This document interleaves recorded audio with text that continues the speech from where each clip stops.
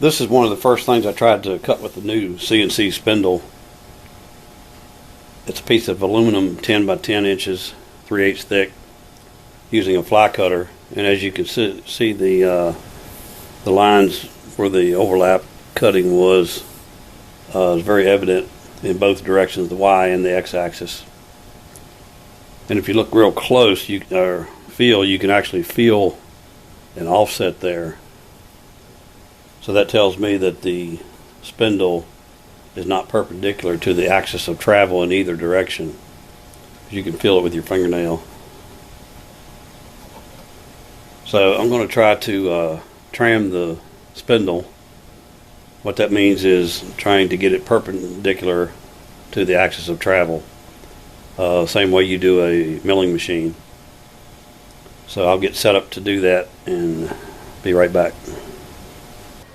What we're going to use to help us tram this router with is this device here from Edge Technology. It's a tram system. It consists of 2 dial indicators on a spindle that you rotate around to make sure they read the same in every direction. Then you know your spindle is perpendicular to the axis.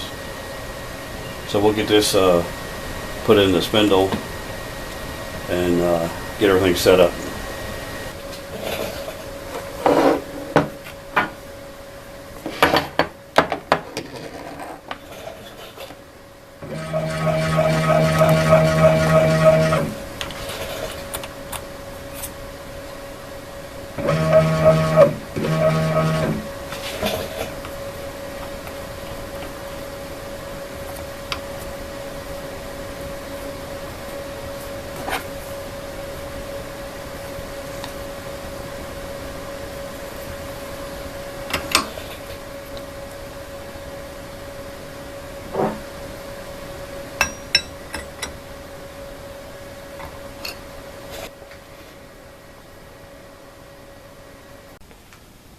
Now the method I'm going to use to tram the router is not one that I came up with, it's one that I saw on another YouTube video.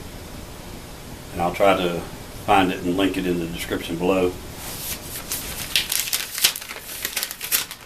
It involves using a piece of glass.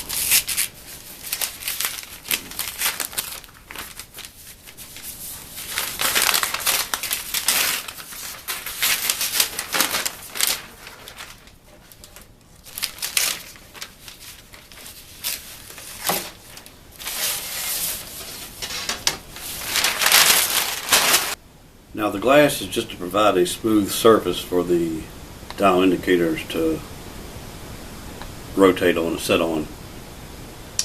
And we only need a piece of glass slightly larger than what this is.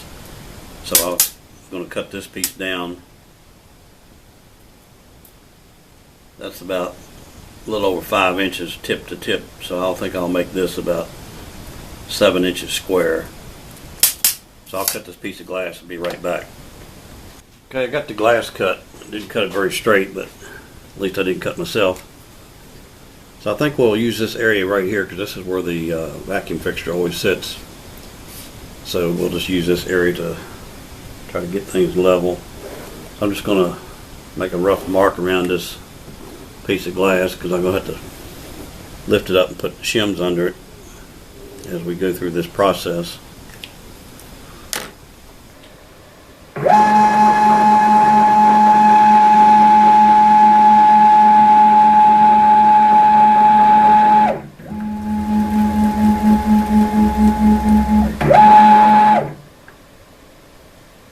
So we'll start with this corner here and we'll bring the dial indicator down until we read 0, and then we'll move across and check all the other points on the piece of glass.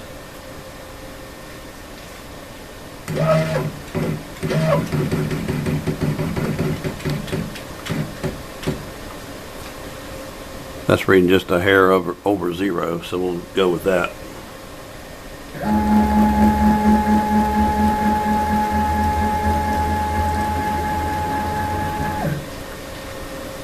Now right there we're about a little over 2 thousandths under.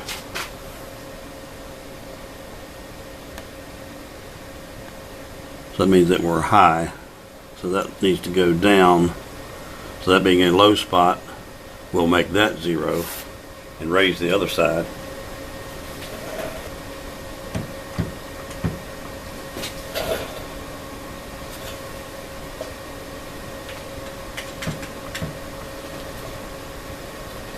Okay, we're right on 0 now.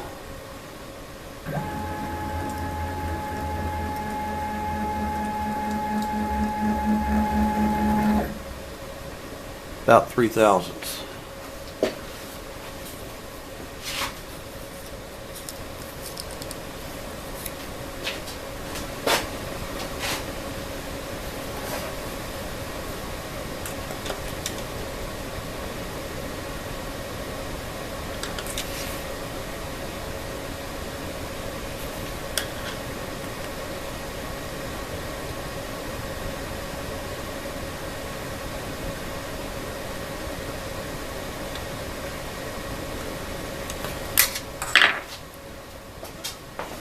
All right, one piece of paper brought us back to 1/1000th.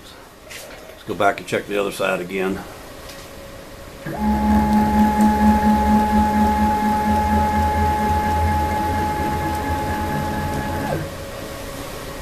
Okay, we're still right on it.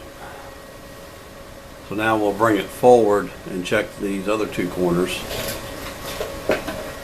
All right, looks like we're about 6/1000ths low there. So we'll try a couple pieces of paper.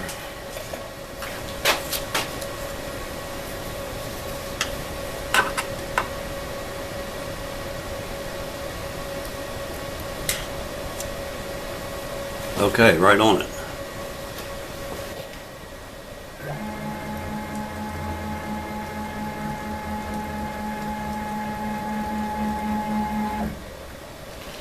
And low again by about 8/1000.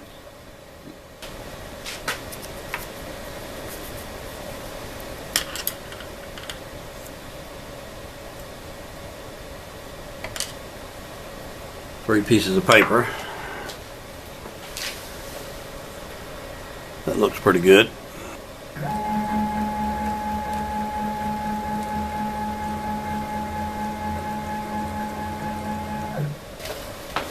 Now that's showing too high.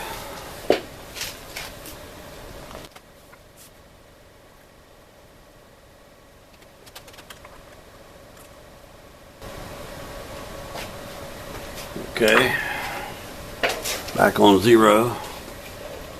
By the way, in case I didn't mention it, this other dial indicator, we've got the stem shimmed up with a block of wood. So we're just using the one needle.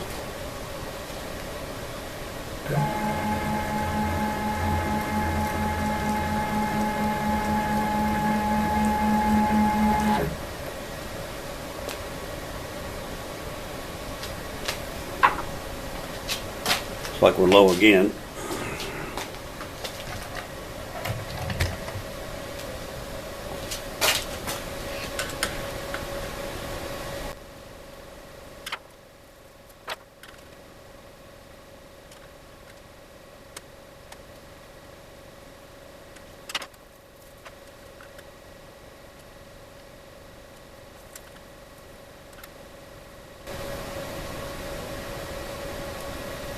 Okay.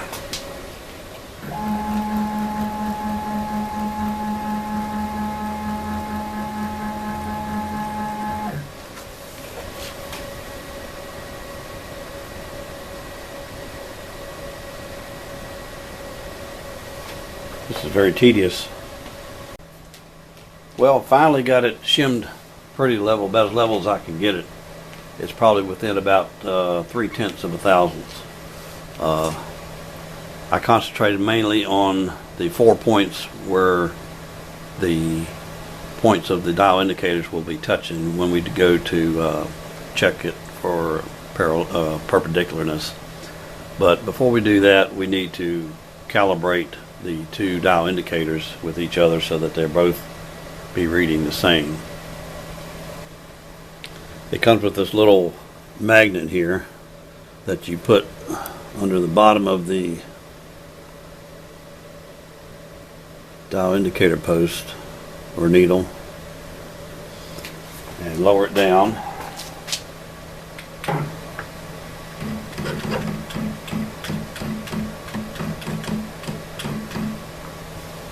And try to get it centered.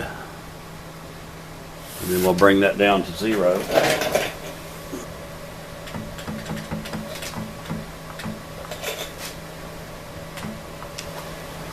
Now what we need to do is swing the other around to the same point.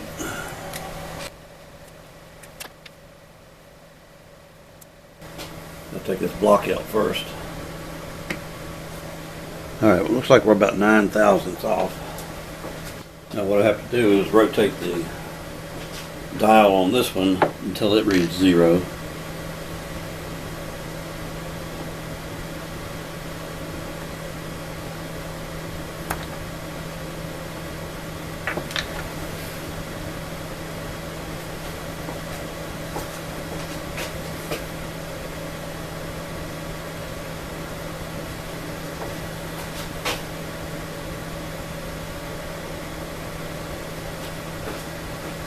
This is what I need, a mirror so I can see what's going on here. Just a hair more.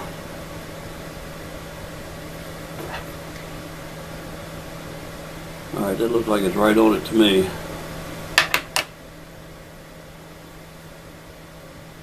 So we swing the other one back around. It should still read 0.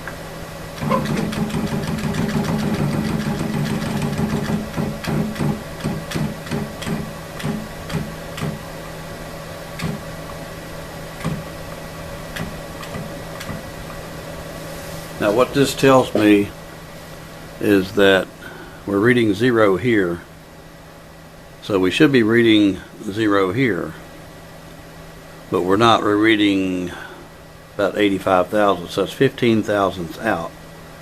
So that means that the perpendicularness of the spindle is off. So what we need to do is move the spindle, tilt it this way or that way, to get both needles to read the same. They don't have to be 0, but they have to be the same. So basically it's about 7.5 thousandths out to get it perpendicular.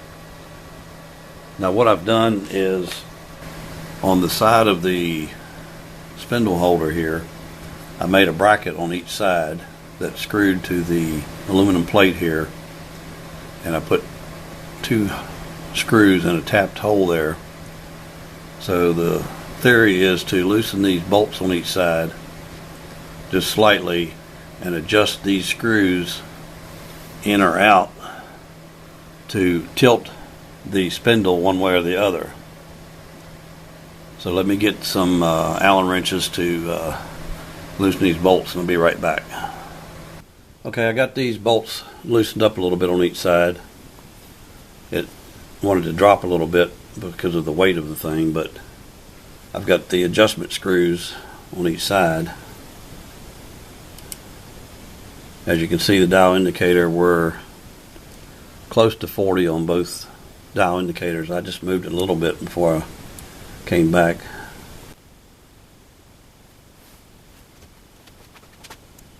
Make sure that screw is back down enough to let it move.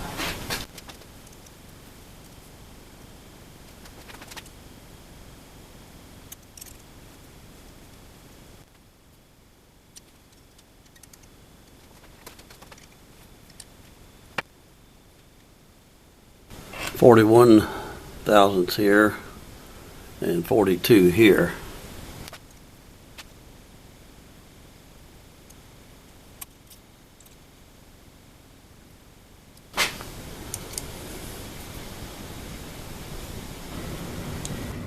Okay, we're reading 40, just a hair over 43 here, and hair under 43 there. Let's see which way we need to move it.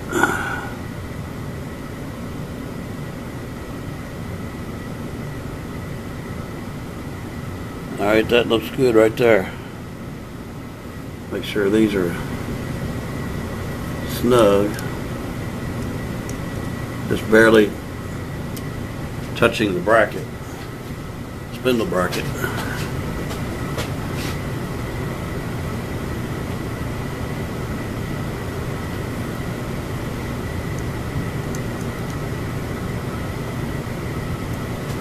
Alright, we're reading the same there now.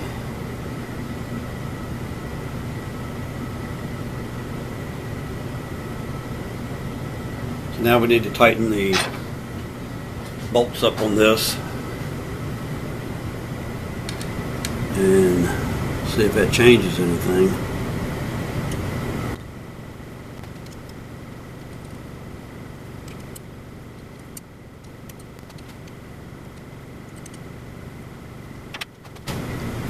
Well, that did change it. It pulled it out of position.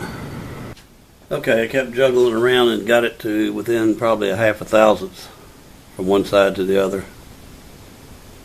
So now we need to spin it around and see what it looks like in the Y direction.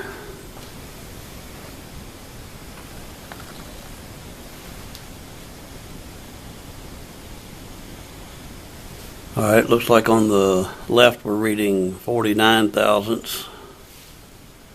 And on the right, 42 thousandths. Actually 48 thousandths plus on the right, on the left, and 42 plus on the right. So that's about a 6 thousandths difference. Now we don't have any way to adjust the spindle in that direction, tilting this way. So what I've heard most people do is just use shims. So I have to find some shims, maybe some aluminum foil, and loosen the spindle back up. And we'll have to either shim the top or bottom. Let's see which way we got to go.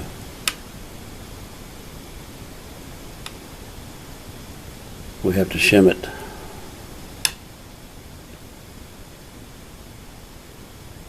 This needs to go down,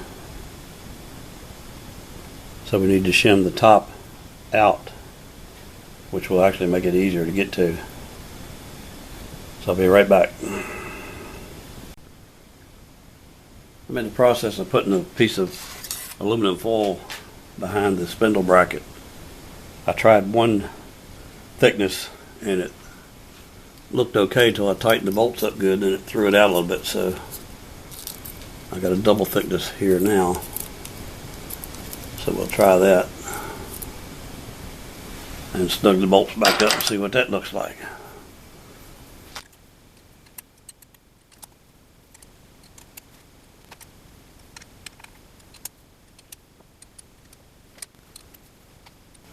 Well, it actually looks like it's further out now than it was before. Maybe I'm going the wrong direction.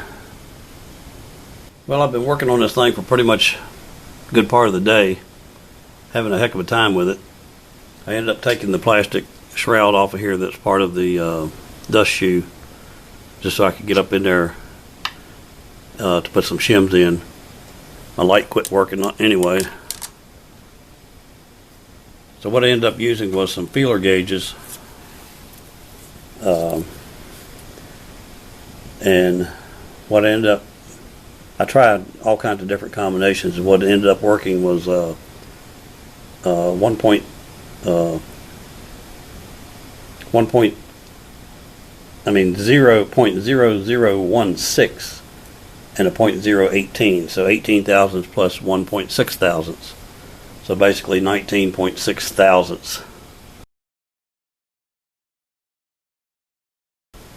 And we're within a little less than half of a thousandths off in the y-axis here. So now we need to spin around again, and I've got the holder tightened up here, but now we need to spin around and redo in the x-axis, because I had to back these adjustment screws out for the adjustment in the x-axis in order for to move it in and out for the y-axis, because the screws were binding on there. So now I have to loosen them up again, the bolts holding the bracket in for the spindle motor, and then tweak the x-axis again. Okay, it's not much off at all this way. Maybe about a thousandth.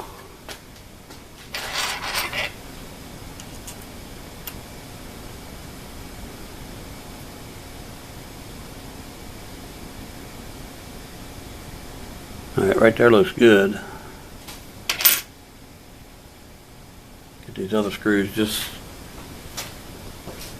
snug against it so it can't move side to side.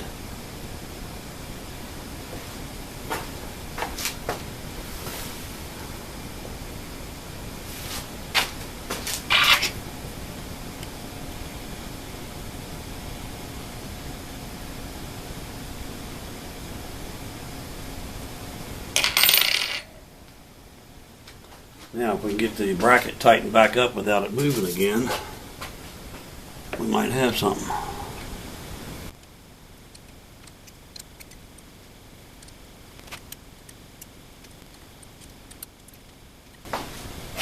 Well, it caused it to move again by about 5 thousandths. Let me loosen it back up and maybe tweak it again a little bit off, so that when I tighten it up, maybe it'll pull it in just right. I've been back and forth on this thing about a dozen times.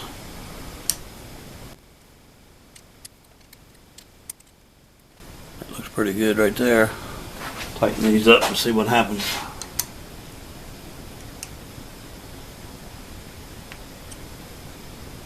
Well, that threw it off.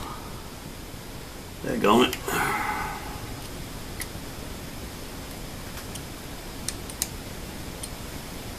About 2 thousandths off. See how we are this way still. Well, that way we're still about 1 thousandths off. About 2 thousandths this way. Well, actually 3. We'll play with it a little bit more. Well, I've got it the best I could get it. I've been messing around with this thing for too long. I've got it in the x-axis within 2 thousandths, and in the y-axis within 1 thousandths. So that's 1 thousandths within over a 7-inch spread, or actually a 5-inch spread, I believe, what the needles were apart. So over 5 inches, 1 thousandths in the y-axis, and 2 thousandths over 5 inches in the x-axis. So that's not too bad, I guess. So I think we'll live with that. So I'll take the dial indicators out and move the piece of glass, put my fixture back in there, and I'll probably have to resurface that and then do some testing.